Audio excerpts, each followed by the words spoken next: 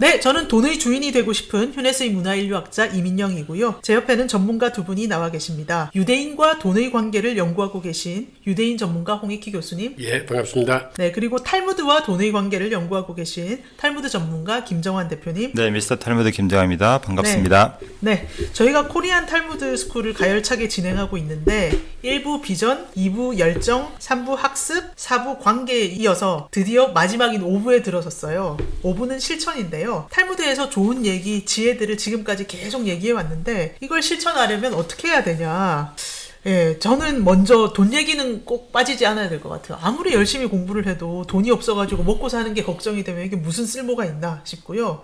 사실 제가 탈무드 공부 시작하고 나서 가장 속 시원했던 부분이기도 해요. 왜냐하면 한국에서는 돈 보기를 돌같이 하라. 굶어 죽어도 공부만 해야 된다. 돈은 무시하는 게 너무 많아서 항상 불만이었거든요. 그래서 순진해서 속아 넘어갔다가 제가 가난하게 됐는데, 그래서 두 분은 어떻게 이렇게 일찍 아시고 돈에 대한 책도 여러 권 쓰시고 그러셨어요? 좀 일찍 만났어야 되는데. 인류의 고전 탈무드를 통해 성장합니다. 탈무드 살롱.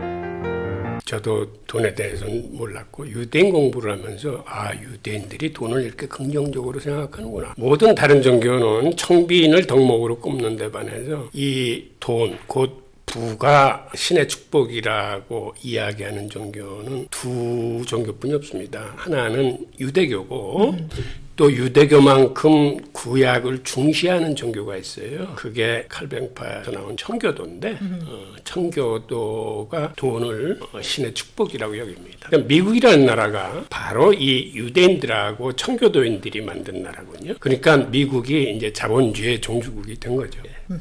저는 그 탈무드를 통해서 우리 선생님처럼 돈에 대해서 좀 확실한 철학을 갖게 된 그런 사람인데요. 저는 종교적으로 크리스찬으로서 돈에 대해서 굉장히 많이 고민했던 것 같아요. 근데 유대교를 통해서 탈무드 토라를 통해서 이 돈의 문제가 매우 중요하다는 것을 깨달았어요. 그 전에 모르셨어요? 알았는데 네.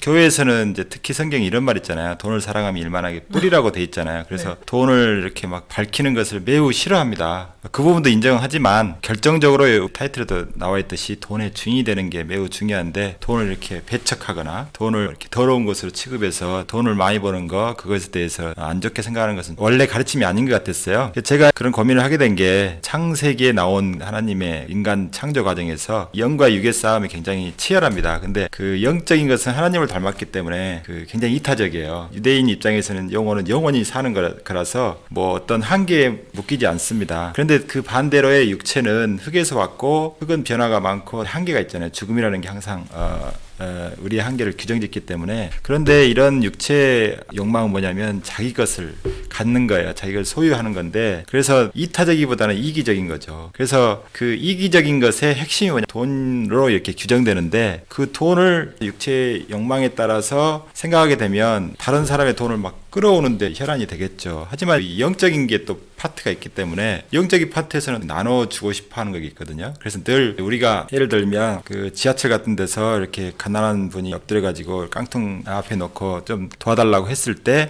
우리 마음속에는 처음에 드는 생각이 도와줘야 되겠다 라는 생각이 먼저 들지만 두 번째 생각은 아니야, 돈 아까워, 나도 불우이웃이야. 네.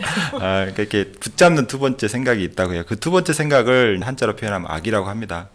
그래서 우리가 그 영적인 방식대로 나눠주면 오히려 영적인 원리상에서는 나눠주면 다시 돌아오기 때문에 순환하기 때문에 다시 자기도 부유하게 되거든요. 근데 그런 부분이 우리 육체적인 생각에서는 나눠주면 사라지니까 나 가난하게 된다고 생각하거든요. 그게 아닌데도 우리는 이제 창조 당시에 흙이라는 물질로 만들어져 있다 보니까 그런 한계에 늘 갇히는데 성경에서 늘 이야기하는 게 탈무드도 마찬가지고요. 돈을 지배하라고 가르치거든요. 근데 그 지배하는 방법이 자주 말씀드렸지만 어렸을 때부터 째다가를 통해서 이렇게 베푸는 연습을 늘 하는 거예요. 그렇게 되면 돈의 유혹에 욕심 부리지 않고 탐욕 부리지 않고 남을 위해서 돈을 버는 나중에 비즈니스도 하게 되겠죠. 그리고 자기 삶에서 늘 나눔이 있는 삶을 살게 되는데 우리는 그런 걸 배우긴 했지만 습관으로 이렇게 한 것 같지는 않아요. 유대인들은 이게 율법으로 돼 있어서 늘 습관화하도록 돼 있거든요.